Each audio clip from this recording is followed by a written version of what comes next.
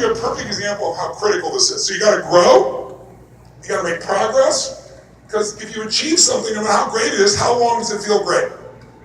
Like, how many of you in this room or in this area have, maybe in the past, when you were a kid, there was something that was a symbol of progress, a symbol of success. Maybe it was a car, or a job, or an outfit, or a relationship. How many of you can remember something that was once for you a dream, a goal, and now it's in your life? You almost even take it for granted. How many can think of something specific that was like that? Say, thanks for saying that, because I can't see with all these lights on me, so I can only hear you. I appreciate it.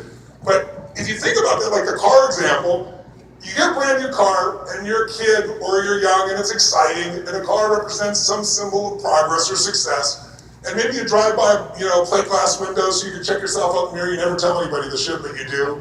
You remember the new car smell?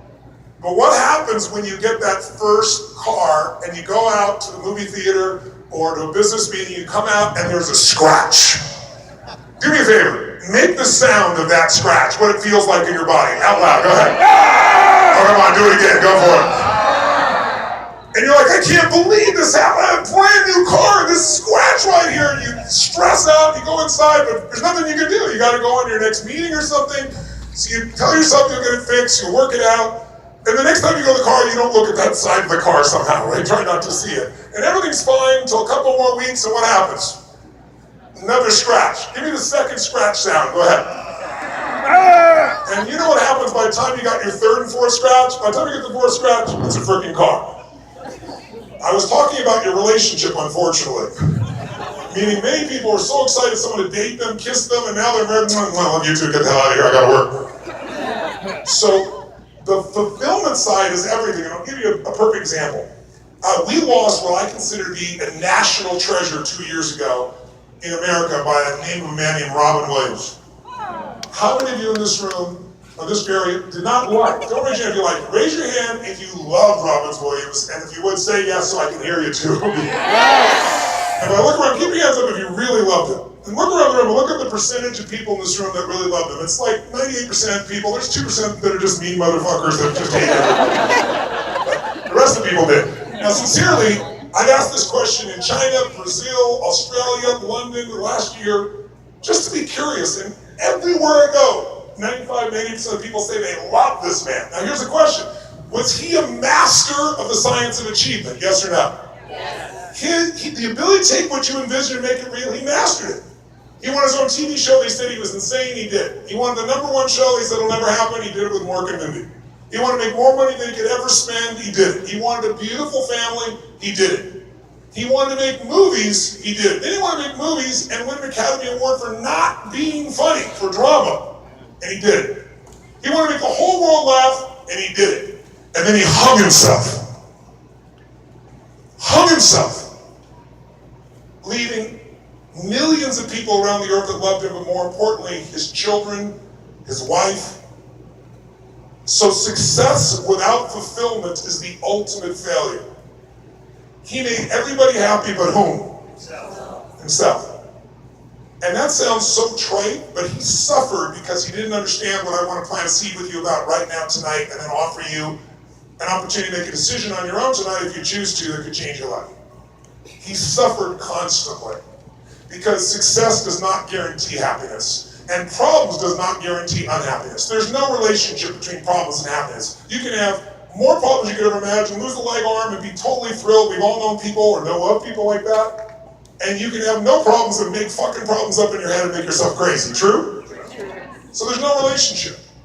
So I'm telling you this because if you wanted to truly change the quality of your life, the science of achievement is amazing, but achievement without fulfillment is the worst thing on earth.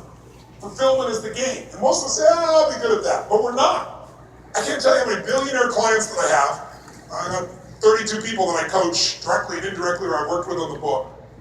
And it's mind-boggling to see how few of them truly are fulfilled. There's nothing worse, by the way, than an angry rich man. You just want to beat the shit out of them, you know? An angry rich woman who doesn't have gratitude. But all of us out here right now, you know, I fed 100 million people last year through Feeding America. I fed 58 million myself, and I matched it, right? So I'm telling you that because I want you to know if you don't know me.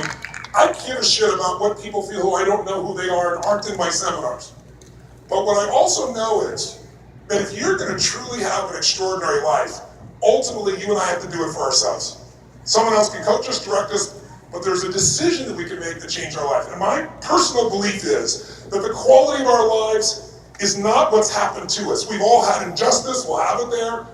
The quality of our life is the quality of our decisions. It's not our conditions, it's our decisions that shape our life. How many believe that's true? Don't raise your hand if you don't, but if you really do, how many believe that's true? Say aye. So if you were to look at your life and say, look back 5 or 10 years ago and say, are there any decisions you made that you could think of in the last 5 or 10 years that if you would have made a different decision, your life would be totally different today? For better or worse, I don't know, but totally different.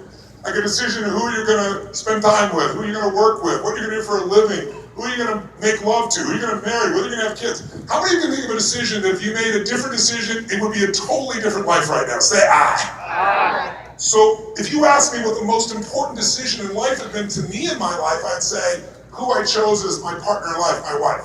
And I don't say that as hyperbole or to make her feel good, it's just the truth. Because ultimately relationships are what make us feel the most happy or the most sad. And who we spend time with is who we become. But in the last year and a half, as much as I know that's one of the most important decisions of my life, my wife and I both agree there's a higher level of decision. That's what I want to put in front of you to consider tonight. And you can grab it if it makes sense, and you can get out of here if you don't think it does. And this is not a religious call. Whatever you believe religiously or spiritually, I believe that's one of the most important decisions, but you have to make that within your own self and your own heart. But the real most important decision is the decision, as simplistic as this is going to sound, to end suffering inside yourself. Now, if you're an achiever, you go, end suffering? I'm not suffering. If you said to me a year and a half ago, are you suffering? I said, are you kidding me? I have 4 incredible kids. I have the most amazing wife. I have a mission. I travel around the world. I've been able to work with millions of people. I mean, I'm blessed. And that would all have been true. But I did suffer because achievers never have fear either. They just get stressed.